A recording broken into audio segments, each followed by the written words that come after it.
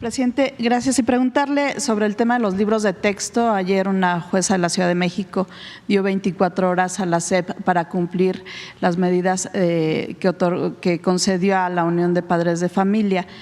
Yo quiero preguntarle qué amparos hay, cuál es el estatus jurídico que tienen, si hay alguna orden judicial para que no se distribuyan los libros, si hay algún riesgo de que una vez que inicie el ciclo, usted decía hace unos días que no se van a embodegar, pero si hay algún riesgo que por alguna orden judicial estos libros nuevos no lleguen a las aulas.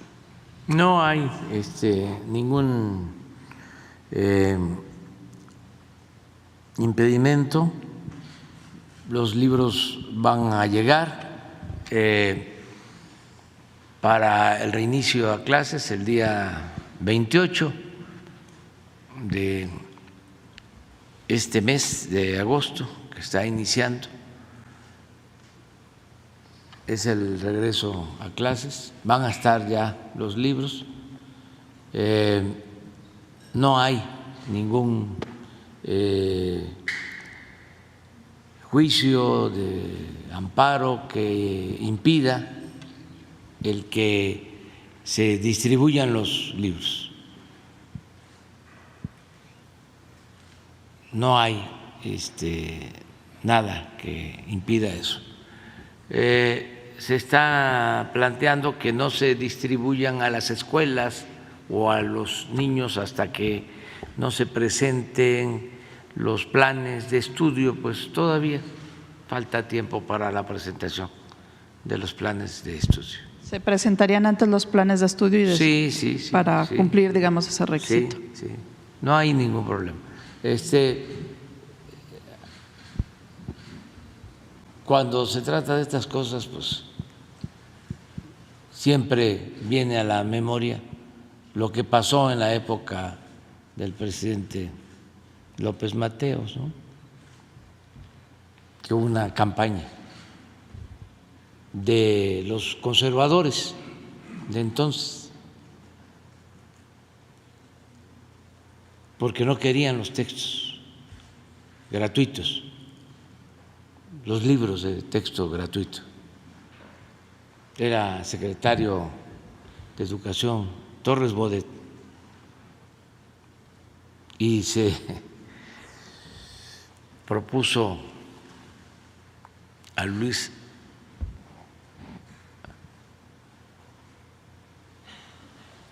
el intelectual, escritor Martín Luis Guzmán como director de la Comisión de Libros de Texto y se creó un consejo para eso y hubo oposición muy fuerte, los mismos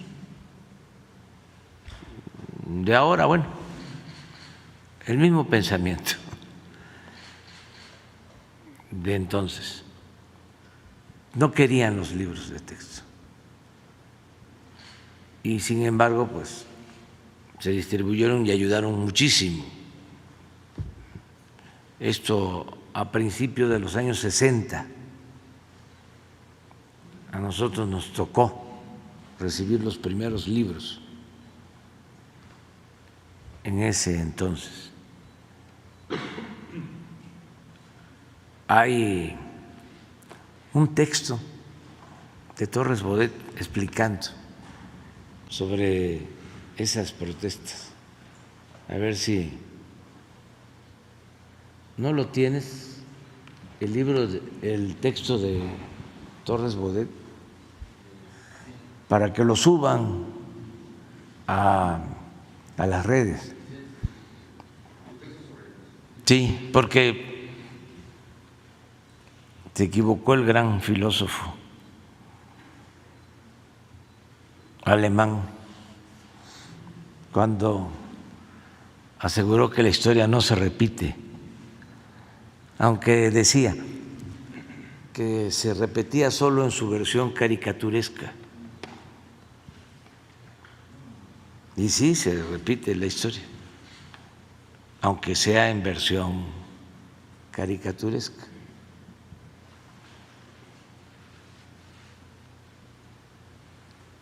¿No lo tendrás? Nada más para que quienes quieran conocer la historia de cuándo se decidió entregar los libros de texto gratuitos. Antes los padres tenían que comprar los libros y eran libros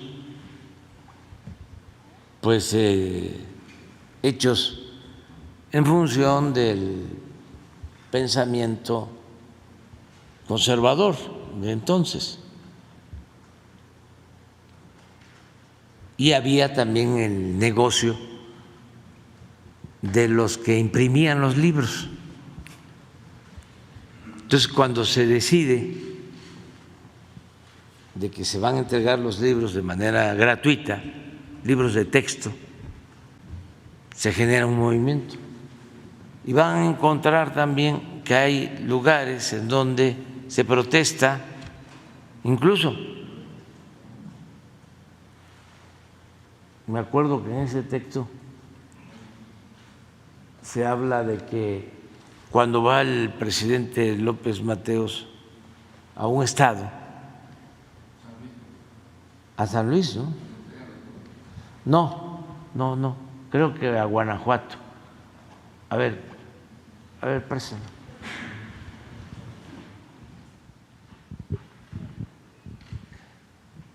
A ver, pásale.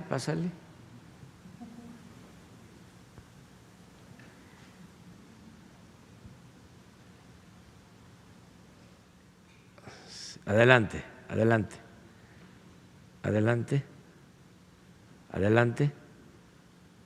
A ver, hasta ahí.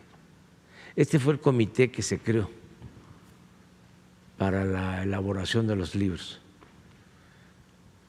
Ali Chumacero, Luis Garrido, René Capistrán Garza, Andrés Enestrosa, Francisco Monteverde, ¿verdad? Rubén Salazar Mayén, Jesús Silva Gerso, Alfonso Tejada, Julio, sí, Julio Torres, ¿verdad? Y Artemio del Valle Arispe. A ver, adelante. Mire lo que se decía.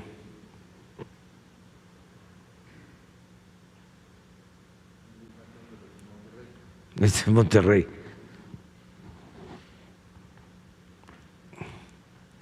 Seguramente que ahí estaban los juncos de antes.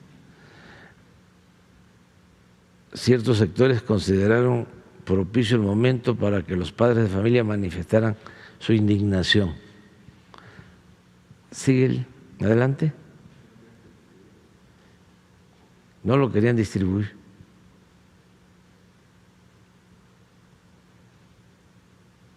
Miren, este es.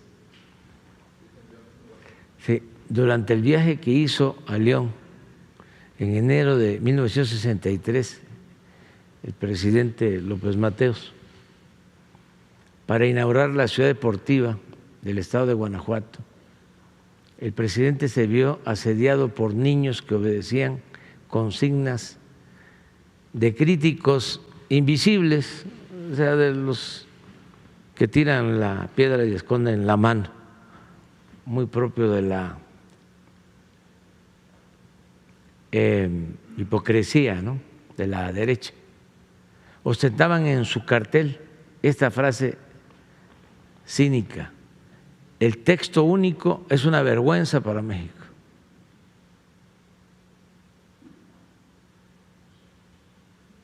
¿Qué intentaban con esa injuria? Acusarnos de ejercer, dice Torres Bodet, una esclavitud mental, la que según sus ocultos guías estábamos imponiendo a los escolares mediante el reparto de los libros de texto gratuitos. Y ahí contestó el presidente: lo que es una vergüenza para México, contestó el presidente, es que las fuerzas oscuras que no dan la cara se valgan de niños para decir un pensamiento que no tienen el valor de expresar. Pero todo el texto es muy bueno y al final se logró, en bien de la educación pública, la entrega de los libros a principios de los años 60 del siglo pasado. Desde entonces se creó la Comisión de Libros de Texto Gratuito. Y sí, Martín Luis Guzmán fue el primer director de la Comisión de Libros de Texto Gratuito. Ahora,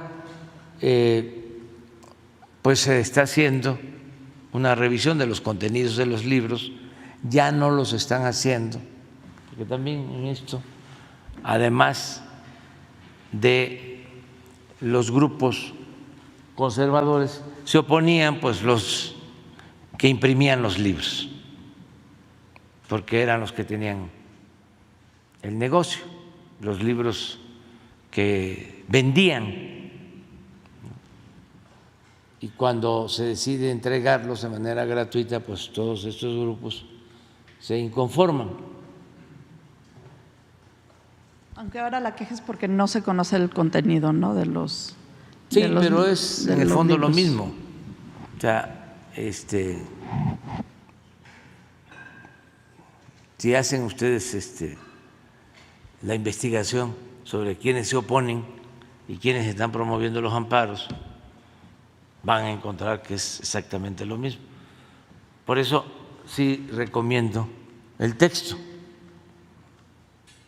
de Torres Bodet para conocer lo que sucedió en ese entonces. Por eso la historia es la maestra de la vida, decía Cicerón. Quien no sabe de dónde viene, difícilmente va a saber hacia dónde va. El pensamiento conservador siempre ha existido. Ni cuando triunfa la República,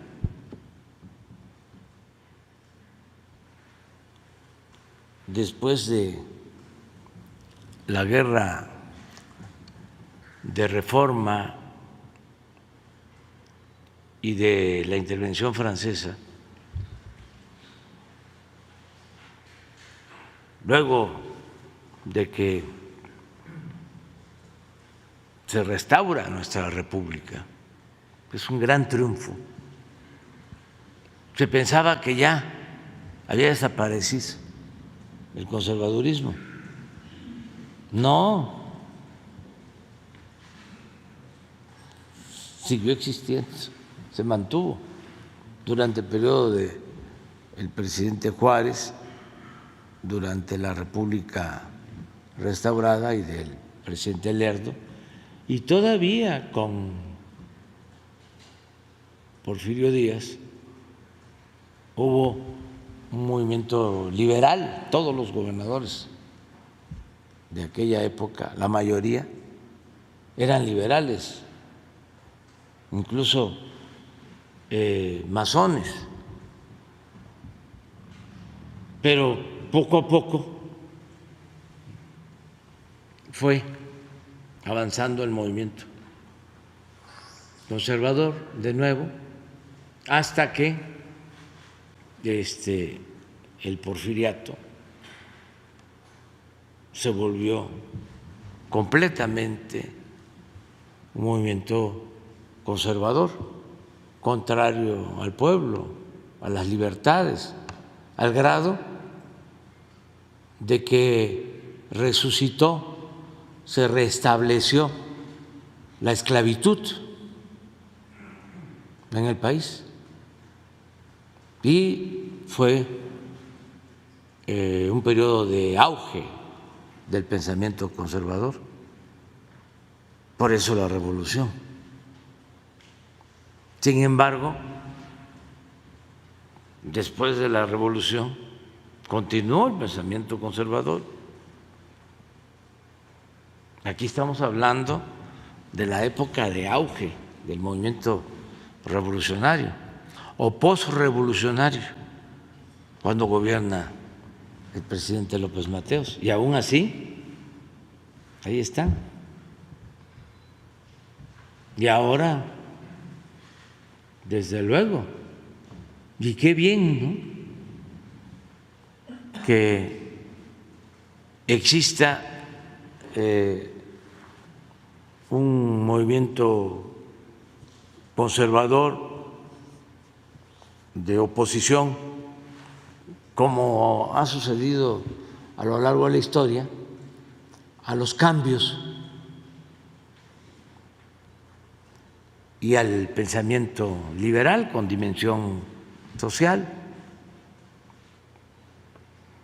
porque eso es la democracia, que no haya predominio de un solo pensamiento, que no haya un pensamiento único, y eso es lo que existe en nuestro país.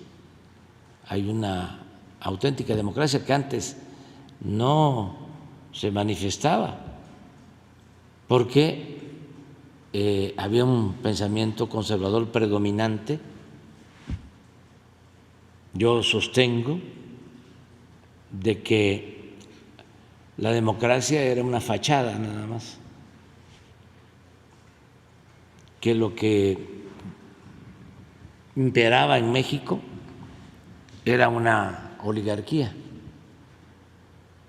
el gobierno al servicio de una minoría con fachada de democracia. No había un gobierno del pueblo, para el pueblo, con el pueblo, que eso es la democracia. Entonces, ahora existe una oposición conservadora y sí hay una auténtica democracia. Por eso las definiciones, el debate y todo esto lo estamos logrando de manera pacífica, que eso es extraordinario, llevar a cabo una transformación sin violencia.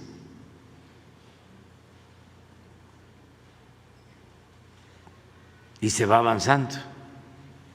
Y la verdad, nosotros estamos muy contentos porque estamos logrando el propósito de transformar. Ayer lo decía, ¿cuál es el fin último de un gobierno democrático? Lograr la felicidad del pueblo. Y lo estamos logrando. Imagínense lo que significa disminuir la pobreza, reducir la desigualdad.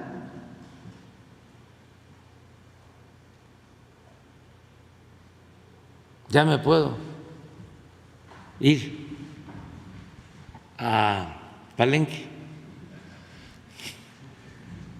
Ya.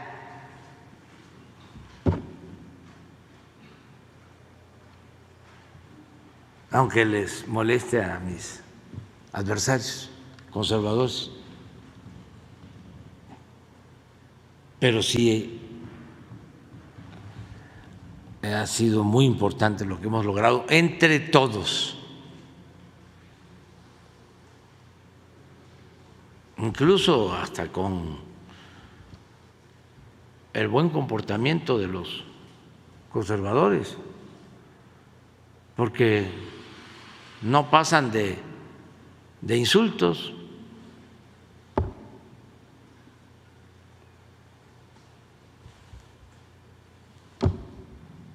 De lo que dicen los conductores de radio y de televisión en contra de nosotros, o los columnistas, pero eso no afecta. Además, como hemos echado a andar desde hace tiempo lo que llamamos la revolución de las conciencias